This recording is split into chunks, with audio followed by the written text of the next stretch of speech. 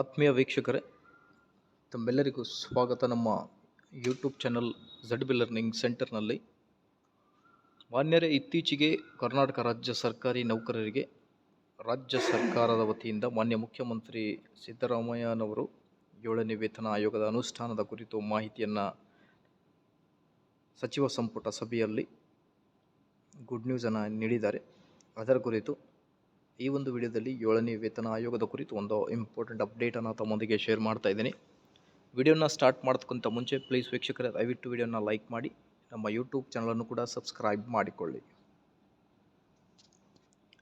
ವೀಕ್ಷಕರೇ, ಸರ್ಕಾರಿ ನೌಕರರ ವೇತನ ಪರಿಷ್ಕರಣೆ ಮಾಡಿದ್ದಕ್ಕೆ CM ಸಿದ್ದರಾಮಯ್ಯಗೆ ಆಗಸ್ಟ್ 17ರಂದು ಸನ್ಮಾನ.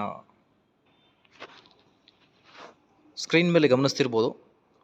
ಕೆ. ಸುಧಾಕರ್ ರಾವ್ ನೇತೃತ್ವದ 7ನೇ ವೇತನ ಆಯೋಗ ನೀಡಿದ ಶಿಫಾರಸುಗಳನ್ನು ಜಾರಿಗೊಳಿಸುವ ಮೂಲಕ ರಾಜ್ಯ ಸರ್ಕಾರಿ ನೌಕರರ ವೇತನ ಪರಿಷ್ಕರಣೆಗೆ ಅನುಮೋದನೆ ನೀಡಿರುವ CM ಸಿದ್ದರಾಮಯ್ಯ ಅವರಿಗೆ ಅಭಿನಂದನಾ ಸಮಾರಂಭ ಆಯೋಜಿಸಲಾಗಿದೆ ಎಂದು ರಾಜ್ಯ ಸರ್ಕಾರಿ ನೌಕರ ಸಂಘ ತಿಳಿಸಿದೆ.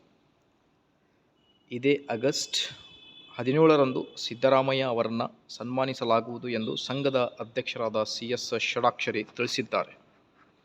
7ನೇ ವೇತನ ಆಯೋಗದ ವರದಿ ಪರಿಷ್ಕರಣೆ ಸೇರಿದಂತೆ ರಾಜ್ಯ ಸರ್ಕಾರಿ ನೌಕರರ ಅನೇಕ ಬೇಡಿಕೆಗಳನ್ನು ಈಡೇರಿಸಿದ್ದಕ್ಕಾಗಿ CM ಸಿದ್ದರಾಮಯ್ಯ ಅವರಿಗೆ ಅಭಿನಂದನಾ ಸಮಾರಂಭ ಆಯೋಜಿಸಲಾಗಿದೆ ಎಂದು ರಾಜ್ಯ ಸರ್ಕಾರಿ ನೌಕರರ ಸಂಘದ ರಾಜ್ಯಾಧ್ಯಕ್ಷರಾದ CS ಷಡಾಕ್ಷರಿ ಚಿತ್ರದುರ್ಗದಲ್ಲಿ ತಿಳಿಸಿದರು.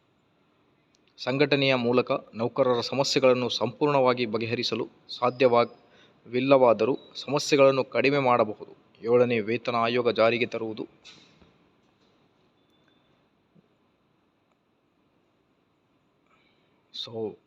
ಜತೆಗೆ ಇಲ್ಲಿಯವರೆಗೆ ಒಟ್ಟು 25 ಸರ್ಕಾರಿ ಆದೇಶಗಳನ್ನು ಜಾರಿಗೊಳಿಸುವಲ್ಲಿ ಯಶಸ್ವಿಯಾಗಿದ್ದೇವೆ.